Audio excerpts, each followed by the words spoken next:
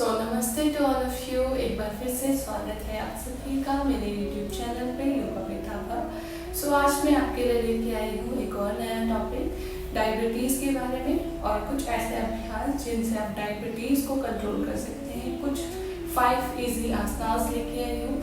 आपको डेली आपको 1 या 2 मिनट आपको रेगुलर करने हैं, जिससे आपके शरीर में इंसुलिन का जो लेवल है वो बढ़ जाएगा और आपका जो शुगर लेवल है वो कंट्रोल रहेगा। चलिए आज का अभ्यास हम शुरू करते हैं। तो आज का पहला अभ्यास है बालासन और चाइल्ड पोज। सबसे पहले आपको वज्रासन में बैठते हुए दोनों हाथों को ऊपर स्ट्रेच करना है और इनहेल करना है। अब धीरे से सांस छोड़ते हुए आगे की तरफ झुकेंगे और अपना फोरहेड फ्लोर पे लगाएंगे और जेंटल ब्रीदिंग करनी है। अब धीरे धीरे अपना पूरा ध्यान और अवेयरनेस अपनी ब्रीदिंग पे ही लगा के रखिए और कुछ समय तक इस अभ्यास में बने रहेंगे। धीरे से वापस आते हुए फिर से आपको वज्रासन में बैठ जाना है और आज का दूसरा अभ्यास शुरू करेंगे, मंडूक आसन। अब अपने दोनों मुट्ठी को मिलाते हुए अपने नेवल सेंटर के ऊपर रखेंगे और इनहेल करना है और धीरे से सांस छोड़ते हुए आगे की तरफ झुकेंगे और कुछ सेकंड्स तक आपको इसमें रुके रहना है। अब धीरे धीरे जेंटल ब्रीदिंग करेंगे। पूरा ध्यान और अवेयरनेस अपनी ब्रीदिंग पे लगा के रखिए। अब धीरे से सांस लेते हुए वापस ऊपर आएंगे।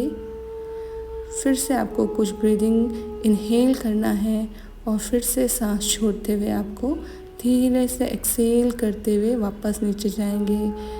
अब जेंटल ब्रीदिंग करते रहेंगे और अपना पूरा ध्यान और अवेयरनेस अपनी ब्रीदिंग पे लगा के रखेंगे। कुछ सेकंड तक आपको इसमें बने रहना और इसमें होल्ड करेंगे। 1 2 3 4 5 6 7 8 9 10। अब धीरे से वापस आइए और पेट के बल लेट जाएंगे। आज का तीसरा अभ्यास हम शुरू करेंगे, भुजंग आसन। आपको पेट के बल लेट जाना है और अपने दोनों हाथों को अपने चेस्ट के बगल में रखते हुए धीरे से इनहेल करते हुए फेस को सीलिंग की तरफ स्ट्रेच करेंगे। कोशिश कीजिए आपका जो नेवल सेंटर है वो फ्लोर पे ही दबा के रखें। अपने दोनों पंजों को पीछे की तरफ स्ट्रेच करके रखें और धीरे से सांस छोड़ते हुए वापस नीचे आएंगे। फिर से आपको इसका अभ्यास करना है। धीरे से सांस लेते हुए ऊपर आएंगे और कुछ सेकंड तक आपको इस अभ्यास में बने रहना है।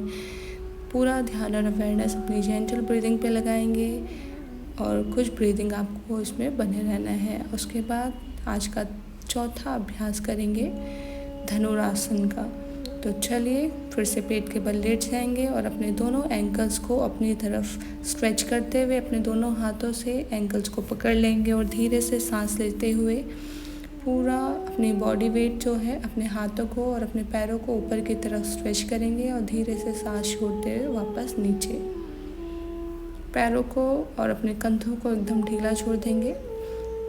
फेस को साइड बाय साइड आप रख सकते हैं। एक बार फिर से इसका अभ्यास करेंगे। फिर से दोनों एंकल्स को बेंड करते हुए अपने हाथों से ग्रैब करते हुए इनहेल करेंगे। सांस लेते हुए ऊपर उठना है और कुछ सेकंड्स तक इसमें बने रहेंगे।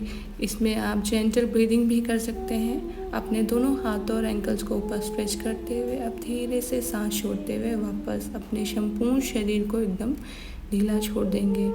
एक बार फिर से इसका अभ्यास करेंगे। फिर से अपनी एंकल्स को पकड़ते हुए ऊपर की तरफ सीलिंग की तरफ आपको स्ट्रेच करना है।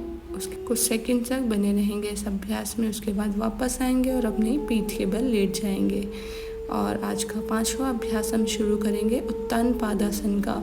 इसमें आपको धीरे से अपने दोनों पैरों को सीलिंग की तरफ उठाते हुए इनहेल करना है और इस अभ्यास में कुछ समय तक बने रहेंगे और जेंटल ब्रीदिंग करते रहेंगे। अगर आप ऐसे नहीं कर पाएंगे तो आप किसी भी बेल्ट का इस्तेमाल कर सकते हैं।